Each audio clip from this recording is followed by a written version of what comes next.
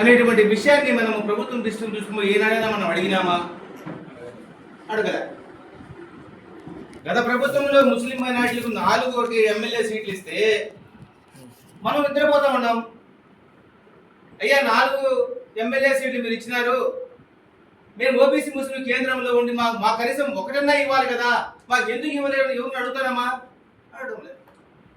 కొన్ని ఆర్థికంగా సామాజికంగా బలపడి లేమా? ఉండేవాళ్ళు ఉన్నారు, ఆర్థికంగా సామాజికంగా బలపడి ఉన్నారు.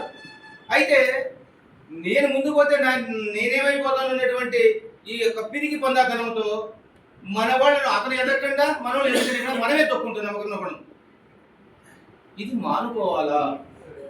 ఆర్థికంగా సామాజికంగా బలపంగా ఎదిగిపోయిన వాళ్ళు ఎవరైతే తెలియకుండా ముందుకు పోతారో అలాంటి వాళ్ళని ముందుకు తీసుకొచ్చి మనం సామాజికంగా ఆర్థిక విధంగా కొన్ని సహాయ సహకారాలు అందించి మన వాళ్ళు ఒకరిని రాజకీయంగా నాయకుని ఎన్నుకొని ప్రిపేర్ చేసుకోవాలా ప్రతి జిల్లాలో, ప్రతి తాలూకాలో. ఎందుకంటే కుటుంబానికి యజమాని ఒకరు ఉంటారు, అతని కింద 10 మంది వస్తూ ఉంటారు.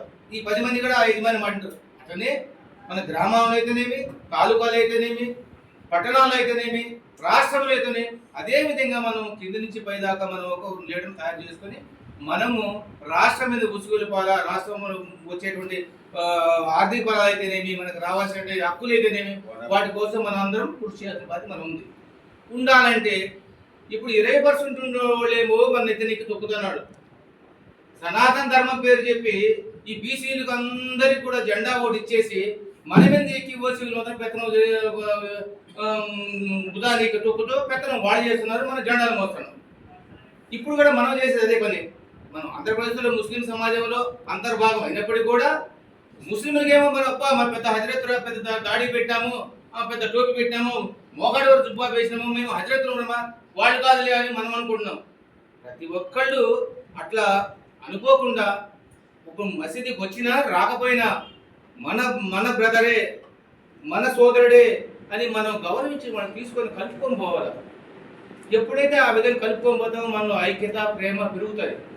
ఏ విధంగా పెరుగుతుంది? ఒక చిన్న ఇష్యూ వచ్చింది, అప్పుడు నీకు ఒక చిన్న ఆయనకో పెద్ద ఆయనకో ఒక చెప్తాడు, అతను 10 మంది చెప్పి 10 మంది పోడేసుకొని పోయి 10 మంది కలిసిపోయి ఒక నాయకుడిని దగ్గరికి ఆ పని ఈజీగా అవుతుంది.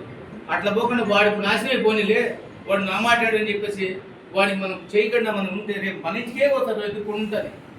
అట్లా చేయకూడదు. ఇప్పుడు గతం జరిగింది కాబట్టి 80% ఉన్నట్టు మనము ఈ రాయలసీమలో ఒక రాయలసీమ దూరేకుల సంక్షేమ సంఘం ఏర్పాటు చేసి ఈ సంఘం ద్వారా ప్రతి జిల్లాలో 5,000 నుంచి 10,000 వరకు జనాన్ని క్రోడీకరించి ఒక పెద్ద మహాసభలు కానీ పెద్ద సభలు సమావేశాలు పెట్టి ఈ యొక్క నాయకులకు, ప్రభుత్వానికి జనాభాను ఉండాలి విధంగా మనం చూపించాల్సిన అవసరం ఎంతైనా ఉంది. అది మనం ఇక్కడ కూర్చున్న వాడి విందనే కాదు, ప్రతి ఇంట్లో ఉన్న స్త్రీకి ఉంది, పురుషుడికి ఉంది, చదువుకునేవాడు ప్రతి ఒక్కరి హక్కు ఉంది.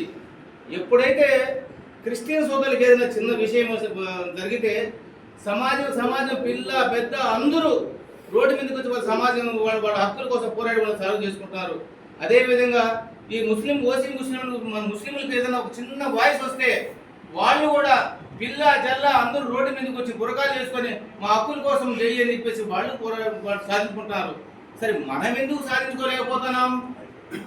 అదే ఒక అగ్రకోణంలో ఉన్నాడు ఒక నాయకుడు, మీ సమాజంలో 10 మంది 20 మంది రావాలంటే మన ఆడవాళ్ళ మీటింగ్ పంపించి మనం దొంగలు మాత్రమే పక్కన చూస్తూ ఉంటాం. మన సమస్య వచ్చినప్పుడు మన పిల్ల జల్ల మన రోడ్డు వీక్కి మన ప్రభుత్వం మీద పోవడం తప్పే ఉన్నది.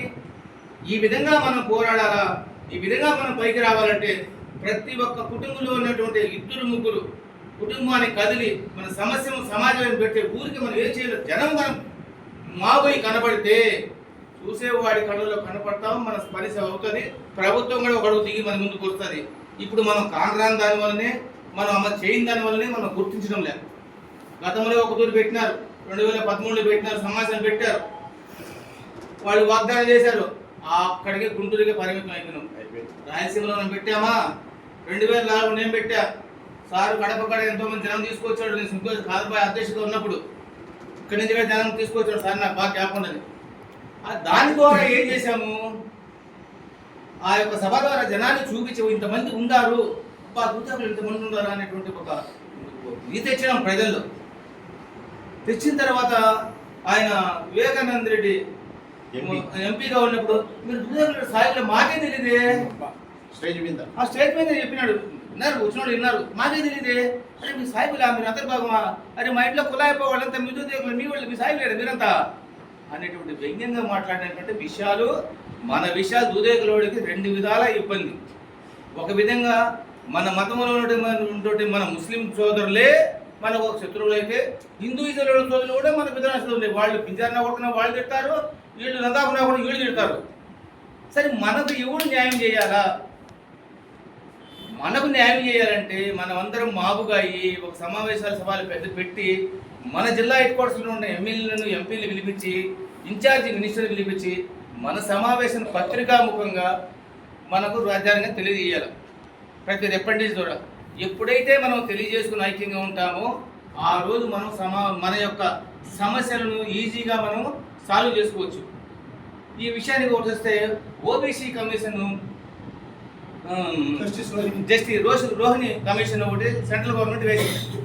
దానికి మేము అప్లై చేసాము. అక్బర్ అలీ గారు మాకు ఆ కమిషన్కు రమ్మని చెప్పి పిలిపించారు.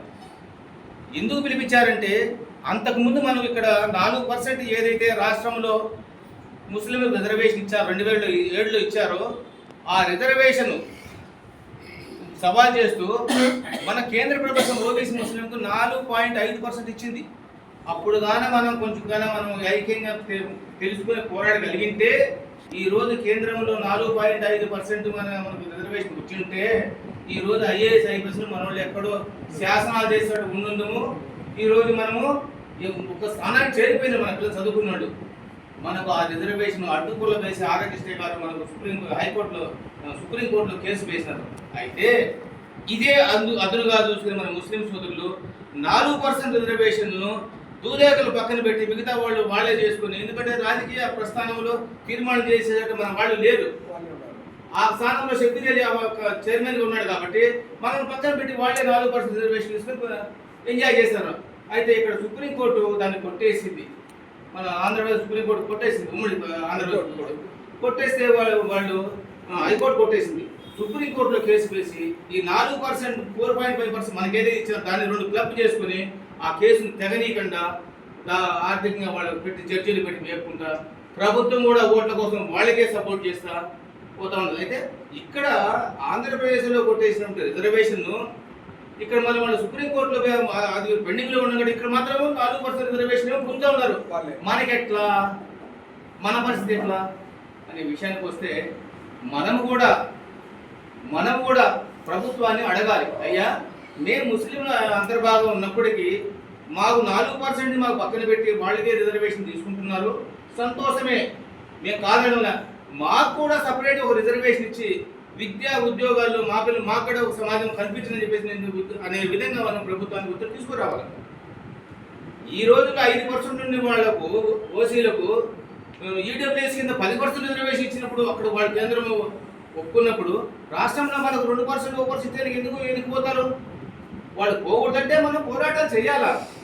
పోరాటాలు చేయాలంటే మనం ఐక్యంగా ఉండాలా. ఐక్యంగా ఉండాలంటే మన కుటుంబంలో సభ్యులు అందరూ కూడా కలిసి ఒకరికొకరు ముందుకు వచ్చి మనం చేసుకుంటేనే మనము ఈ రిజర్వేషన్ పొందుతాం. అదేవిధంగా 2007లో ముస్లింల కోసం అని చెప్పేసి 4% రిజర్వేషన్ ఇస్తే ఆ 4% ఎడ్యుకేషన్ అండ్ ఎంప్లాయ్మెంట్ ఇచ్చింది, కానీ రాజకీయ రిజర్వేషన్ ఇవ్వాలి. కానీ వాళ్ళు ఈరోజు మాకు బీసీఈ రిజర్వేషన్ వచ్చింది కాబట్టి వాళ్ళు లోకల్ ఎలక్షన్లో ఉన్నటువంటి సర్పంచ్లు అయితేనేమి, వార్డు మెంబర్స్ అయితేనేమి, కౌన్సిలర్ అయితే రిజర్వేషన్ తీసుకుంటున్నారు. అది ఎట్లా వచ్చింది అనే విషయాన్ని మనం ఎప్పుడైనా ఎవరన్నా ప్రశ్నించినామా? అది వాళ్ళకి రాలేదు కాబట్టి మనం దానికి రేపు ఎలక్షన్ కమిషన్ మనం రిపోర్ట్ సబ్మిట్ చేసి అది ఏ విధంగా వాళ్ళకి వర్తిస్తుంది, ఎడ్యుకేషన్ ఎంప్లాయ్మెంట్ ఇచ్చినప్పుడు ఈ రాజకీయ రిజర్వేషన్ ఎలా వర్తిస్తుంది అనేది మన ప్రభుత్వం తీసుకోపోగలిగితే రేపు వచ్చే నామినేటెడ్ లోకల్ ఎలక్షన్లో సర్పంచ్లు, ఎంపీటీసీలు ఎక్కడైతే ముస్లిం మైనారిటీలు ఉన్నారో అందులో బీసీ ముస్లిం మన వాళ్ళకి ఎక్కువ ఛాన్స్ వస్తుంది. గతంలో ఎక్కువ మనమే ఉండేవాళ్ళం. ఈ 2007లో రిజర్వేషన్ రాకముందు, వచ్చిన తర్వాత మన వాళ్ళు పూర్తిగా సున్నా అయిపోయినారు. కాబట్టి దాని మీద కూడా మనం అందరూ కూడా కళ్ళు తెచ్చుకుని మనము ప్రభుత్వం తీసుకోవాల్సిన అవసరం ఎంతైనా ఉంది కూడా ఈ సందర్భంగా మీకు తెలియజేస్తున్నాను. అదేవిధంగా ఆ రోజు నేను కడపలో చెప్పిన మహాసభ గురించి చెప్తున్నాను. ఆ సభ చూసిన తర్వాత ఈరోజు నా బిడ్డలైతే ఎంతమంది అయితే ఈరోజు ముస్లిం మైనారిటీ కాలేజీలో సీట్లు పొందుతున్నారో దాని కర్త కర్మ నేను. అంటే నేను మా జిల్లా కడప జిల్లా తరఫున దూదేక sir eligible all Muslim minority education institute తేవడంతో ఈరోజు మనోళ్ళు డాక్టర్లు అవుతున్నారు. ఇంతమంది 150 మంది అవుతారంటే ఎట్లా అవుతున్నారు? ఆ రోజు మేము కష్టపడినాము.